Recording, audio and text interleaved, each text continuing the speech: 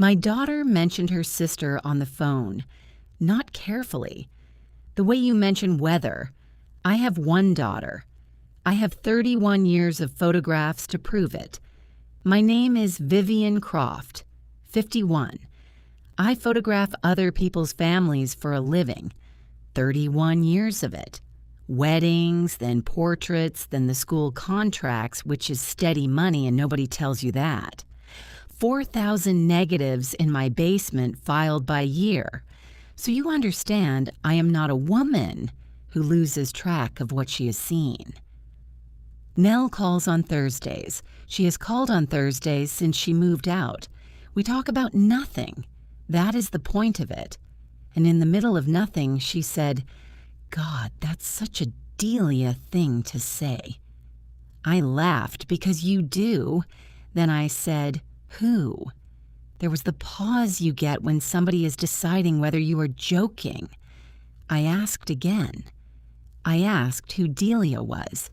And my daughter, who is 34, who is not cruel, who has never once made me feel old, said very gently, "Are you all right?" It was not fear. It was the feeling you get on a dark staircase when there's one fewer step than you counted. I did what I do. I went and looked. The albums are in the front room, not the negatives, the ones you show people. Nell at 4, Nell in the yellow coat, Nell on the pier with her hair full of salt, every one exactly as I remembered, every one of them one child. I sat on that floor 2 hours and found no photograph of anybody called Delia, and the relief went through me like something warm. Then I turned over the school portrait from 2000. You turn a school portrait over. The name goes on the back. There were 2 names on the back, both in my handwriting. The worst thing was the handwriting, not the names, the loops, the way I make a lowercase d. In the morning, I called the school and asked a woman named Alma to look up my daughter's records. I gave her Nell's name and her birth year. She has one of those voices that stays pleasant while she reads. Croft, Croft. I've got 2. I said there had been a mistake. Different birth years. Sisters, looks like. I asked her to read me the second name. She did. It was the one Nell had said on the telephone, and Alma said it the way you say a name you have no feelings about at all. I would like to tell you I got off the phone. I asked her to read me the whole record. That is the part I would do differently. She read me a girl's whole childhood in 4 minutes. Enrollment, immunizations, a note about a lunch account, grades better than Nell's, which I noticed, and am ashamed of noticing, an emergency contact, my landline, this house. Then I called Nell back because I wanted to hear her say it was a filing error. Nell was there. Nell would remember her own first day of school. And while the phone was ringing, I realized I could not remember it either. Nell started kindergarten in the fall of 1996. I know it the way you know a date on a form. I do not know what she wore. I do not know if she cried. I do not know if I cried, and I am a woman who cries at things. I have photographed 400 first days of school. I did not photograph my own daughters. That evening, I went down to the basement for the first time in a year. 4,000 negatives, my own system, my own labels, 31 years of other people's families and mine. 1999 is a green box on the 3rd shelf. I did not open it. I stood in the cold with my hand flat on the lid, and I understood, the way you understand something before you have any evidence for it, that whatever was in that box was going to cost me. Then I opened it anyway. A negative does not lie the way a print does. A print is a decision. You choose the crop, and everything outside the edge is gone forever, as far as anyone looking at it will ever know. The negative is the whole frame. every time. I put the first strip from 1999 on the light table, and I found her in 11 seconds. 2 girls on a front step. The taller one is Nell in the yellow coat. The other is smaller, and she has my mother's chin, and she is holding the sleeve of the yellow coat in her fist, the way a child does when she's not sure she is allowed to hold the hand. I have looked at that frame perhaps 400 times since.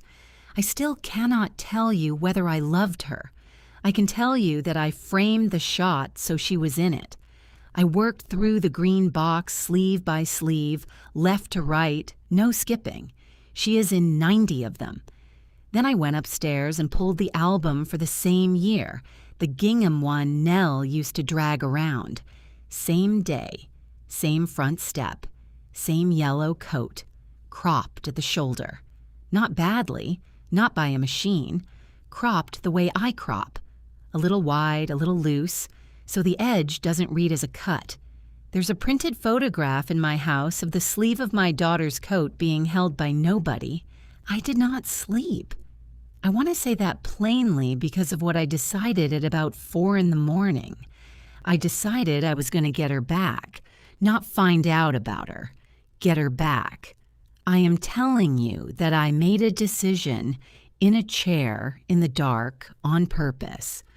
I started printing. I have a dark room down there because I never fully went digital, which my accountant thinks is sentiment and is actually stubbornness. The first one I made was the front step, full frame, both girls.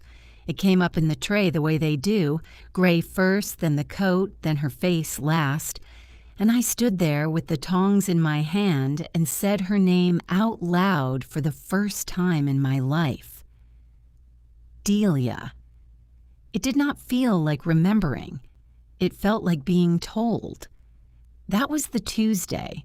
On the Wednesday, Nell called a day early, which she does not do, and asked whether I still had the yellow coat. I said I thought it was in the cedar chest. She said, "It was so ugly. God, I loved it." I said yes, and I laughed, and I hung up, and I opened the cedar chest. The coat is red. It has always been red.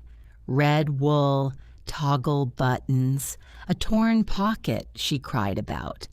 I have a photograph on my light table of my daughter in a yellow coat, and I cannot make the two things be true at once. That was the first one I noticed while it was happening. Not afterward, during. After that, I kept a list, because I am not a stupid woman. 2 columns, pencil, on the back of a contact sheet, what I got, what it cost, the front step, the yellow coat, her second birthday, Nell's chicken pox, a girl asleep in the back of the Corolla. The whole summer we drove to Michigan, every single one a fair trade if you were the kind of person who would make it. I made 9 of them in 11 days. I thought it meant no. I thought it meant she was coming back and Nell was simply getting further away, the way grown children do. I had a version where this was ordinary. Then I found the one that ended that. Sleeve 41, 2007. A kitchen. This kitchen. 2 girls at the table, 16 and 13, one doing homework and one drawing on the homework. And the older one has her arm up to block the younger one. And both of them are laughing. It is a good photograph. It is the best photograph I have ever taken of anything. And I remember taking it. Not the way I remember the others, as evidence, as something recovered. I remember the light was bad, and I opened up a stop and a half. I remember Nell saying, "Mom, no." I remember thinking I would print it large and hang it in the hall. I remember it whole, and I have remembered it whole for 18 years. And somewhere in those 18 years, I stopped being able to say who the second girl was. So it was never that I did not know. I knew. I have always known. I had simply agreed not to.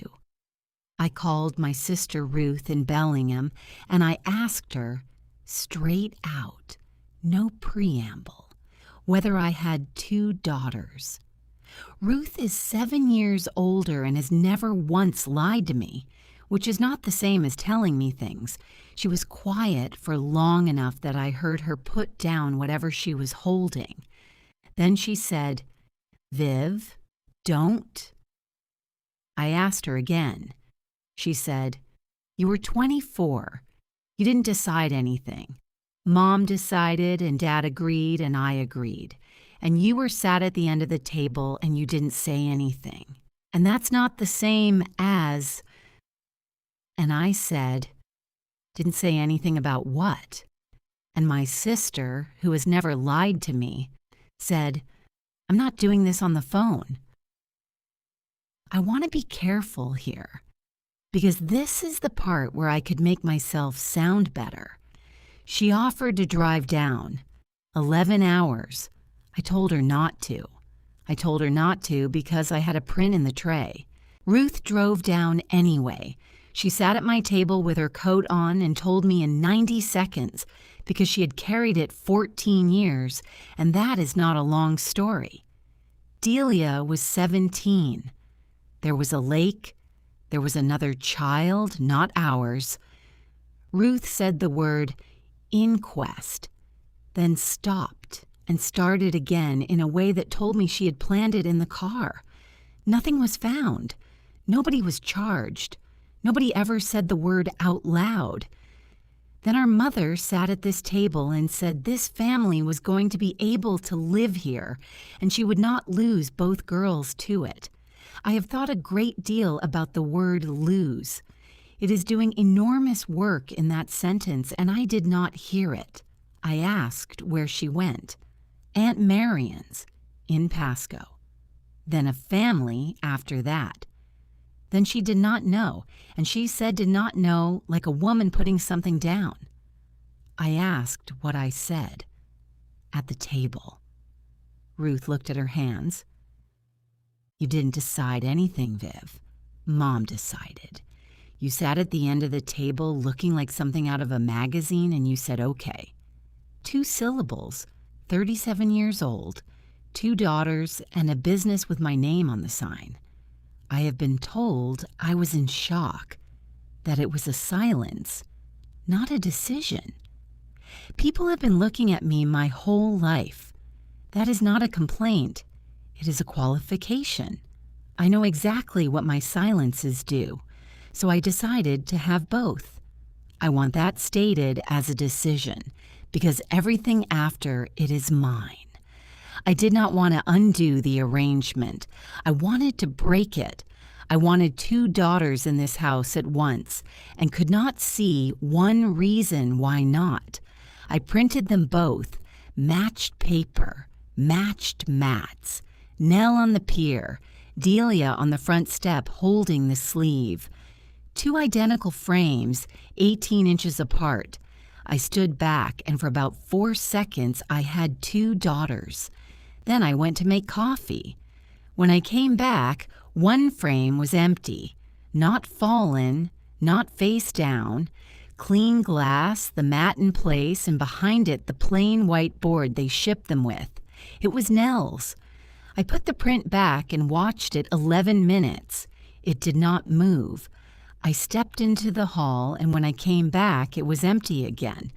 The rule is not complicated. The mantle will hold 1 daughter. It has always held 1. I had simply never asked it for more, so I tested it. Nell's print back, Delia's out. Nell stayed. Delia's back. Within an hour, Nell's frame was white board, a different frame, the hallway, a shoebox with both prints face to face. And when I opened it, there was one print, and it was Delia, and the other was not damaged or missing.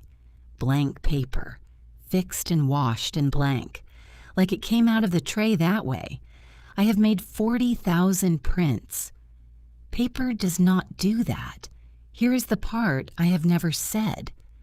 By the fourth test, I was not testing the mantle. I was testing whether I would keep going. Nell called on Thursday, and I did not pick up. I was 11 feet away with a loop in my hand. I let it ring because some part of me had already begun treating her as the one who would keep. She left a message. It is still on the machine. I have not played it. That night I printed the kitchen photograph. Both girls, 2011, full frame, no crop. I let it come up slow because I wanted to watch it. Gray, the table, the homework. Delia's hand with the pencil in it, exactly where I remembered. And on the left side of the frame, where my other daughter has been for 18 years, the paper stayed white. Not a shadow, not a gap in the emulsion. There is nobody sitting there. The arm coming up to block her is blocking nothing, and it is still the best photograph I have ever taken. I stood there with the tongs in my hand, and I did not throw it away. She stopped calling on a Thursday. I noticed at 9, which tells you something. She calls at 7. Friday and Saturday it rang out. Sunday, a recording said the number was no longer in service. Monday, I drove up. The manager looked up 4C and told me a couple named Ferris had been in it 11 years. I asked him to check the name anyway. He was kind about it. That is what I keep coming back to. Everybody was kind. I want to say I panicked. I drove home and went downstairs because a professional checks the negative. Sleeve 19, 1999. The front step. 2 girls, 1 yellow coat, 1 small fist, both of them still there. So I laid the print beside it and put the loop on the crop. I know my own hand the way you know your handwriting. That cut is mine, loose, a little wide, and it is fresh. The fiber along the line is white, trimmed inside the last month, in this house, by me. I do not remember doing it. I would like that to be a comfort. It is not. I did not remember agreeing at the table either. I went through every album in this house that night. Nell is cropped out of 41 photographs. Every cut mine, every cut fresh. And in each one there's a sleeve or a shoulder or an arm coming up to block. And on the other side of it, Delia is looking at the camera, entirely there. I called Ruth. She was glad to hear from me. She asked after Delia. I said the other name into the phone, and my sister, who has never lied to me, said, "Sweetheart, who?" There is one photograph on my mantel. It has been there 11 days. Not whiteboard. There is a girl in it. I know which one. I make a cup of coffee at 6 because the light is good then. I do not go into the basement before noon. Delia calls on Thursdays now. She is 31. She has a job in Boise. And she says Mom like she has said it 10,000 times. I have no memory of teaching her to say it. I answer anyway. I laugh in the right places. I am very good at it. I learned it somewhere. People ask whether I would undo it. Nobody asks. There is nobody left who knows there was anything to undo. I ask. And the honest answer is that I do not know how, and that I have not looked very hard. Only one of those is true. There is a mantle behind me. I have not turned my head toward it since I sat down. 31 years of looking at things for a living, and it turns out the skill goes both ways. I could not tell you which of them is in the frame, not because I have forgotten, because I have caught myself hoping. I had 2 daughters. I have 1. I have been told that I did not choose, that I was in shock, that a silence is not the same as a decision. I have made 40,000 photographs, and every single one of them is a thing I decided to keep. So don't tell me it wasn't a choice. Tell me, which one you would have gone looking for?